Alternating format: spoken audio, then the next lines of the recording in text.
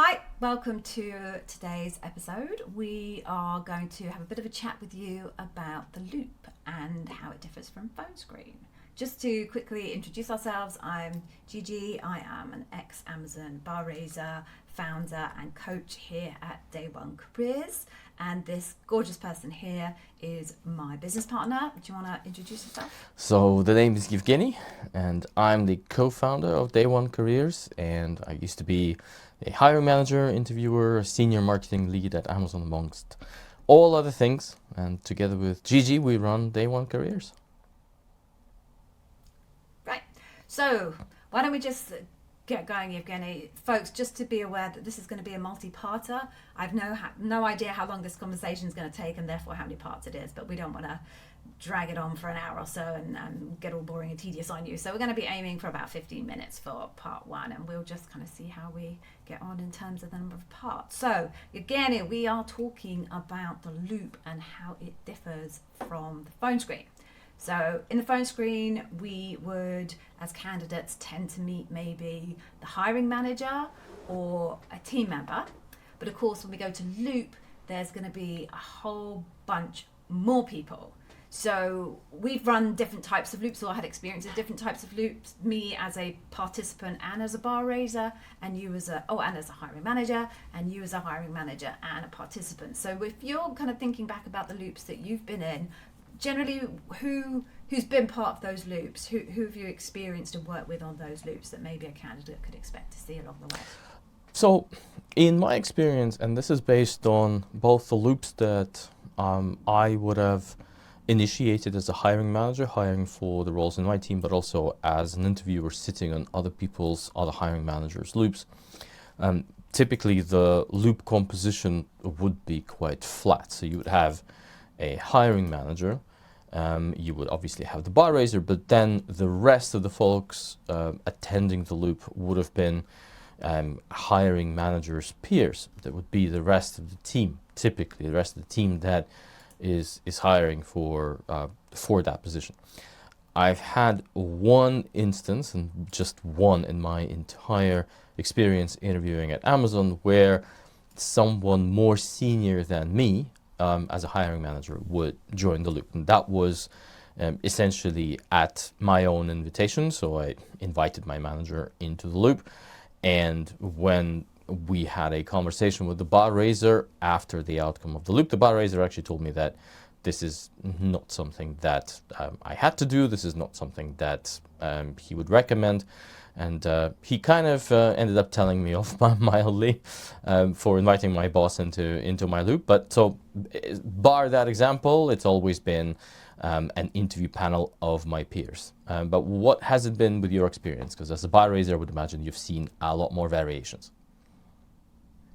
Yeah, so I think in the main, very similar to what you've described there. In terms of your point about flat, I can see what your bar raiser was saying to you in terms of giving you a little bit of a telling off for inviting your skip manager. Because I think one of the challenges associated with inviting a skip manager is their ability to influence the loop. Once a skip manager's notes can be seen, people start to get a little bit worried if maybe they're not aligned with that skip manager. Once a skip manager starts to talk in a loop, sometimes people then defer to them and don't necessarily present their own kind of case and position. So yeah, I can see why they gave you that feedback. As a bar raiser, particularly with more senior roles, skip managers did tend to get more involved. So you can kind of, because you're interviewing at much larger scale, if you're interviewing L5s or L6s, kind of the need for a very senior piece of input is not really there. But once you're getting to interviewing, say, L8s and even SVPs, I didn't bar raise on an SVP, but I'm just kind of talking in general. I definitely bar raised on L8s. Stakes are higher. And then skip managers tend to get involved, and everyone else in the room is kind of big enough and ugly enough not to be overly influenced by the skip manager. I think that tends to happen a little bit more with more junior people than it would potentially if you've got a room full of L8s. And a room full of L8s as a bar raiser, I still have nightmares about that particular interview. There were 8 of them. So 8 interviews for this person who was interviewing for an L8 role, and 8 of those L's were L8s. I still have nightmares about that one. But generally that's it. You're looking at either teammates, peer team members is also something. Did you get that very much in your team? Because certainly as a bar raiser, I would see people from peer teams who weren't necessarily direct colleagues of this person within, or direct colleagues of the role, but people who they'd be working with quite closely. Is that something that you saw in your area, or was that maybe more associated with tech teams? Because I did bar raise quite a lot in tech teams. No, I haven't seen much of that happening. In fact, I would, do you know what it was? It depended, I think in my case, it depended on the size of the team. So if the team was relatively smaller, then it would have been mostly the direct folks who would be peers of the candidate if the candidate was hired, and they would be working very, very closely with them. If the team was a bit larger, then it would be some sister teams, but they would in the end report to the same L8, for example. So slight widening of the net in terms of the net that was cast, but no one further outside. Interesting. Okay, so I think what we are identifying here is actually there's quite a diverse portfolio of possible people that you could meet, because you've talked about small teams and really that being the interview being all about the core team, and then larger interviews stacking up to L8s. In my experience, quite often in tech teams, but also in teams where there is quite a lot of working with other similar type teams. So if, for example, you've got equivalent team in Japan or equivalent team in Seattle, or maybe if you've got a tech team that you have to work very closely with, so marketers and product marketing teams, etc. My experience was we tended to bring in those individuals, and finance and procurement was also quite common, tended to bring in a representative from that sister team, for lack of a better term, to make sure that they felt comfortable that they could work and their team could work with this individual. So it's quite a broad breadth, everybody. So we can't tell you exactly who's going to be there. There's going to be a range. So if you really want to know, best thing to do, and I'm going to keep saying this, and I know Evgeny will as well, ask your recruiter. Very, very helpful. So I think we talked about the bar raiser, didn't we? Did we mention that the bar raiser was going to be part of the experience in Loop? If we didn't, that was a no, I did mention the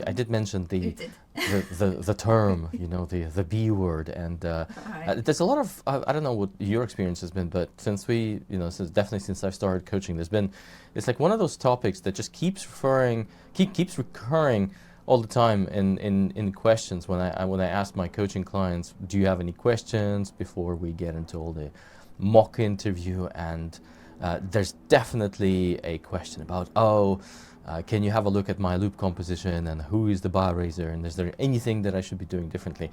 And I know we've put out don't do spoilers, Evgeny, because we're going to do a separate episode on bar raisers. Fine, so but yes, the bar raiser will be there. Calm down, boy, calm down. But let's definitely just give people an overview of what the bar raiser is and what they do, and then we'll definitely have another episode in this series about exactly who the bar raiser is, what to expect, blah blah blah. So I'm just going to do a quick rundown, folks. If you got this far into the YouTube channel, you've probably seen the bar raiser stuff before, but just for the sake of completeness in this session, bar raiser is kind of a quality assurance process or mechanism that Amazon has introduced. Way back at the beginning, Jeff decided that he wanted to make sure that every single subsequent hire coming into the organization lifted the overall quality of the organization. He wanted just kind of a very kind of subjective measure, everybody who came into the organization to be better than 50% of everyone else currently operating at the same level in the same or similar role.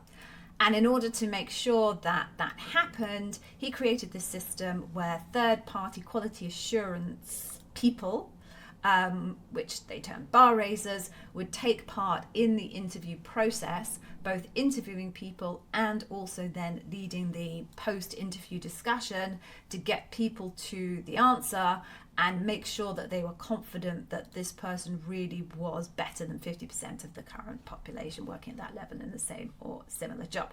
So the bar raiser is essentially a quality assurance role. We'll go into more detail later, but from an interview point of view, it's no different. It's the same experience as an interviewee to meet with an interviewer as it is to meet with the hiring manager or a peer. So for the purposes of this particular episode, they're there. Don't worry about them as being anything particularly different from anyone else. All right, so let's talk about, Yevgeny, kind of the actual interviews themselves. So obviously a phone screen is just one conversation. When it comes to the loop, it's multiple different, I say obviously, maybe people don't know that. It's multiple interviews within this concept called a loop. And it can be anything from 4 interviews all the way up, and I mentioned 8 for this L8 that I bar raised for. Honestly, it's the only time I've ever seen 8, but 4 to 8. So obviously we've had lots of candidates going through loops. What have your candidates' experiences been when it comes to actually the way these interviews are happening? Are they happening all in a single day because they used to? Are they in person? Are they still online? What are your candidates reporting back to you in terms of just the kind of the layout of those interviews? So my candidates are reporting that in the absolute majority of cases, the loops are online, which is interesting because oftentimes we're talking about roles actually located in the same city as the candidate lives in. But for some reason, the loops are online, and the reason how I know that they are online is because they're now sending Zoom links. By the way, have you heard that Chime is no more?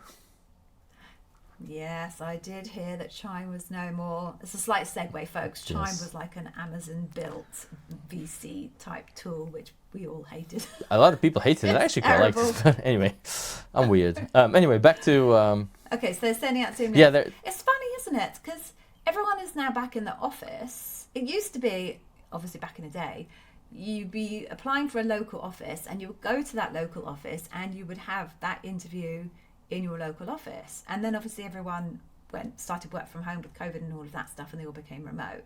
Now everyone's back in the office. I wonder why they're not bringing the actual interviews back into the office. I kind of get phone screens, but loops. It's interesting. So again, based on the candidates who I'm working with, there seems to be kind of this 9-to-1 split. So roughly 9 interviews would be scheduled remotely, and in one case there will be a loop on site. Maybe this is just a sample bias based on the roles that I'm working with, but for some very strange reason, they're still happening on video calls, and indeed now on Zoom. Phone screens are still called phone screens, even though they're also happening over Zoom. That's also quite interesting. Even Zoom, yeah. And then in terms of the split of 1 versus 2, so another COVID innovation in terms of 1 day versus 2 days. So candidates are being offered to split their loop or not split their loop into 1 versus 2 days. And I'm getting lots of questions. Oh, what should I pick? What should I pick? And I just keep responding, just pick whatever you think works for you. I shared my perspective where I always preferred, for my loops, both external and internal when I was moving teams. So just get everything out of the way in 1 day so that I don't have to think about it anymore. But yeah, I'm just saying. I don't know what you're recommending to candidates, if there's only one way, or you're kind of telling them do whatever feels right to you. Yeah, I mean, you've got to do whatever you think suits you better. I'm a bit like you. I think it's one of the only respects where I'm like you. We're so different. I prefer to get it all over and done in the one go. I get in the zone. I get the adrenaline pumping, and I'm there. And for me, if you spread it out a little bit longer, my anxiety, our alarm's gone off. We're at 15 minutes. Let's finish this and then we can close off this part and set ourselves up for the next part. Yeah, so my anxiety is I've got terrible anxiety, and if I spread it out, it's just extending out the pain. Whereas there are plenty of my candidates who I talk to who say they prefer to spread it out because it just means that they can reflect on their experience of the previous interview. They can mark off which stories they've used. They can think about whether they need to create new stories. There is a level of exhaustion that it's really tiring and really intense in these interviews. So if you do that always amuses me. If you do like 5 in a single day, by the time you're at the end, you're like a bit loony. So quite often people prefer to break it up. That said, I've had candidates, and I thought this was wild. I've had candidates whose interviews were like spread over like 2 weeks. Yeah, I've just had one 2 weeks ago who had exactly that scenario where the loop has been spread out, but he had quite a senior loop. Sorry, say that. He had a very senior loop. He had it was driven by diaries, just very difficult to pin people down. Yeah, that makes sense. And quite a lot of the time when you are spreading out, it is about diaries. In the old days, you just had to find time on that day. Now, because of the flexibility, everyone seems to be a little bit more loosey-goosey about making themselves available. And I don't know actually if that's driving more reschedules than before, which I suspect it probably is if people are getting like a little bit more loosey-goosey. I personally, I wouldn't be overly keen on that as a candidate, and actually also as a bar raiser, I wouldn't be overly keen on that either. I do think immediacy of memory is really quite valuable. Even though notes are being written, I think if the first person to interview someone interviewed them 2 weeks ago and the last person to interviewed them yesterday, the person who interviewed them 2 weeks ago is at a distinct memory disadvantage. And hopefully people are writing good notes, and it's part of the bar raiser's job to make sure that they are. But nonetheless, hey, we're not there anymore. No. It is what it is. But folks, that's what you can expect, right? You could have it all on a single day. You could have it spread out across 2 weeks. I wouldn't be afraid actually to kind of push the recruiter to make the lay down what you need it to be. They'll often just say, this is what it's going to be like.